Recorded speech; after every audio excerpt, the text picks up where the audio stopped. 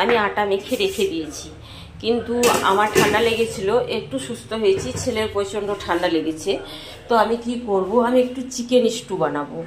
তো আমি সব রান্না দেখি ইউটিউবে, আমি আমার মতো রান্না করার চেষ্টা করি।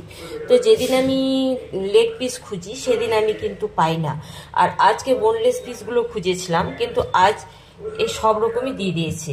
তো আমার তো আর চিকেন স্টু খাওয়ার ইচ্ছা আছে, বেশ গোলকি ঝাল দিয়ে ঝাল ঝাল করে। এই দেখুন বড় বড় পিস করে পেঁপে, টমেটো, আলু, পেঁয়াজগুলো বড় বড় পিস করে কেটেছি। তো আমি এখন চিকেন স্টু বানাবো।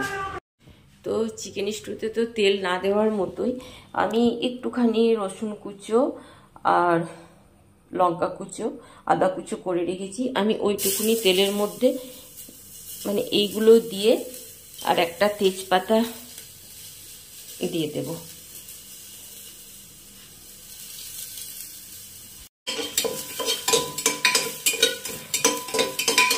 না, প্রেশার কুকারে চাপিয়েছি দেখে ভাববেন না যে আমি প্রেশার কুকারে সিটি দেবো। এটাতে আমার কাজ করতে ঢাকা দিতে বেশ ভালো লাগে। দেখুন আমি কিন্তু সব কিছুই এর মধ্যে ঢেলে দিয়েছি, 2 পাক নাড়াচাড়া করে তারপর আমি চিকেনগুলো দিয়ে দিয়েছি, তারপর আমি কিন্তু ঢাকা দিয়ে দেব। তো কে কীভাবে চিকেন স্টু বানান আমাকে জানাবেন।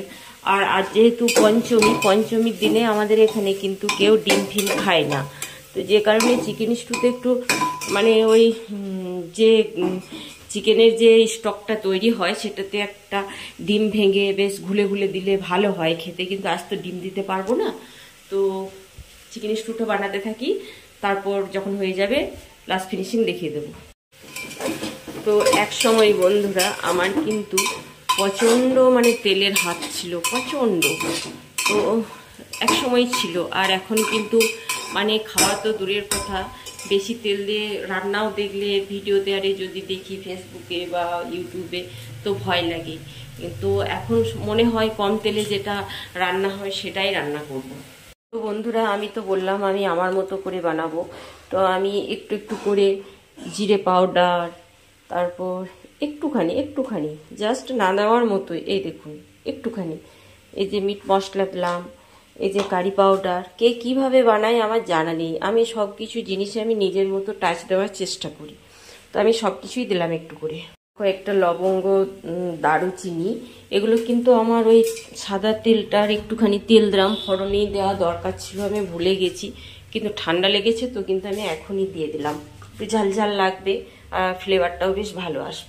তো চিকেন স্টু তো আমার তৈরি হয়ে গেছে। এবার ধরুন ওটা গরম গরম খাওয়াই বটে, তার মধ্যে তো একেবারে সেই নামিয়েই খাওয়া যায় না। তো সেইটুকু হতে হতে আমি ভাবলাম তা করতে হাতের কাজ এগিয়ে নিই, রুটিটা করে দিই, তারপর 3 জন মিলে এসে খাবো, গল্প করব, হ্যাঁ মস্তি করব আর খাবো। তো যে কারণে আমি কাজ আমার এগিয়ে রাখছি। আর ওইদিকে দেখুন আমার ওই যে পাখিটা, এই দেখুন রুটি কি হাল করেছে দেখুন, মানে ও হাল করেনি, মানে ও খায়, ও এখানেই থাকবে। আর একটু যদি চোখের আড়াল হয়ে গেছি না তো ক্যাঁক করে আওয়াজ দেবে। তো ফাইনালি আমার চিকেন স্টু রেডি। তো এই দেখুন আমাদের 3 জনের বাটি রেডি। তো চিকেন স্টু খাওয়ার জন্য যে বোল পাওয়া যায়, তো আমাদের অত সব নেই, আমরা কখনো খাইও না, যা দেখি তাই দেখে শুনে একটু করার চেষ্টা। তো আমাদের স্টেনলেস স্টিলের বোলগুলো থাকলেই যথেষ্ট। হ্যাঁ, আর ওই যে ডিমটা ভেঙে দেয় স্যুপটার মধ্যে, আজ তো দিতে পেলাম না, আজ পঞ্চমী। তো শুভ সন্ধ্যা বন্ধুরা, সকলে অনেক অনেক ভালো থাকবেন, টাটা।